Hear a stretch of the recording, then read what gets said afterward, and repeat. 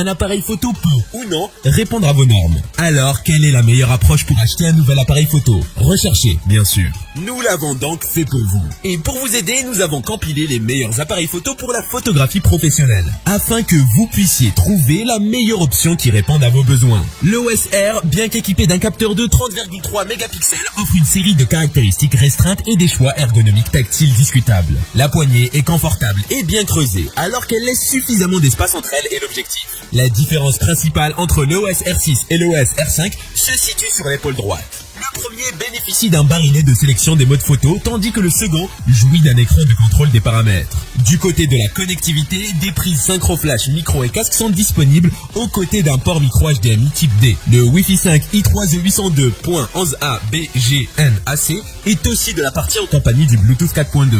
La prise USB-C permet-elle la recharge de la batterie? 2. Sony A7S III. L'Alpha 7S fait un boulot d'excellente qualité. Il conviendra aux experts aisés comme aux pros de la photo ou de la vidéo. On apprécie son ergonomie très réussie, un viseur d'excellente qualité, un autofocus affûté comme une lame de rasoir, ainsi qu'une connectique très fournie. Cerise sur le boîtier, l'Alpha 7S III bénéficie d'une interface entièrement repensée et pilotable au doigt. Les points forts de l'Alpha 7S sont la qualité photo et vidéo, la réactivité de l'autofocus, la qualité du viseur électronique, l'écran articulé et son système de menu enfin dépoussiéré. Le seul point négatif est la carte CF Express qui paraît peu courante. 3. Panasonic Lumix S1R. Premier hybride à capteur 24x36 de Panasonic, le Lumix S1R frappe fort avec un quasi sans faute. À son avantage, haute définition et mode multishot à 187 mégapixels. Autofocus rapide et mode de détection des yeux. Viseur électronique très haute définition, stabilisation de très haut vol, nombreux raccourcis, très nombreux modes de prise de vue. LCD orientable et tactile, boîtier protégé contre les intempéries, mode vidéo Ultra HD 60p.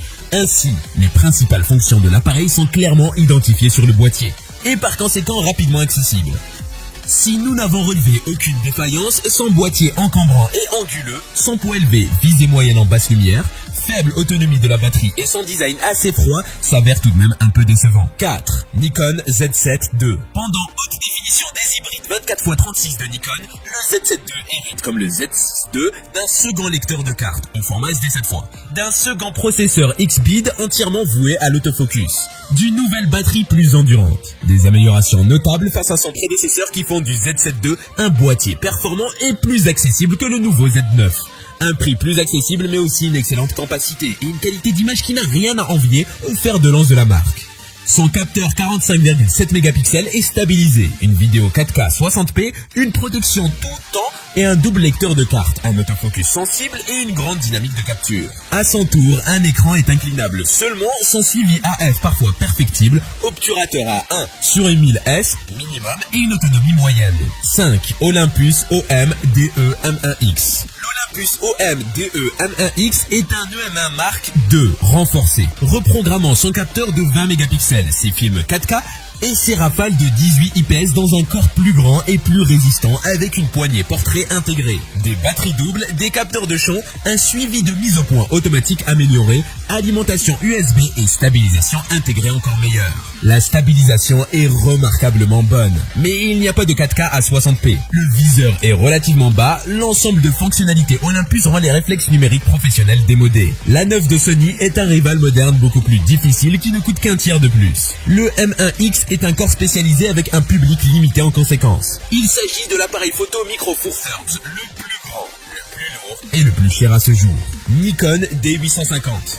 Le réflexe plein format Nikon D850 est une excellente mise à jour de son illustre prédécesseur, le D810. Un appareil pour professionnels offrant des performances de très haut niveau en toutes circonstances et qui gagne un certain nombre de fonctionnalités jusqu'alors manquantes. Il offre une excellente qualité d'image, niveau de bruit acceptable jusqu'à 12800 ISO, grande possibilité de recadrage, excellente balance des blancs automatique, très bon autofocus, rafale à 7 VPS voire 9, focus picking et sticking enfin disponible. 4K 30p sans recadrage, écran tactile et orientable, boîtier tropicalisé, bonne prise en main, ergonomie améliorée, très bon viseur optique, autonomie convenable. Or, il a un capteur non stabilisé, pas de flash intégré, menu un peu confus, Wi-Fi limité, pas de GPS, toujours pas de port USB-C, pas de format 16/9 et un micro intégré moyen. 7.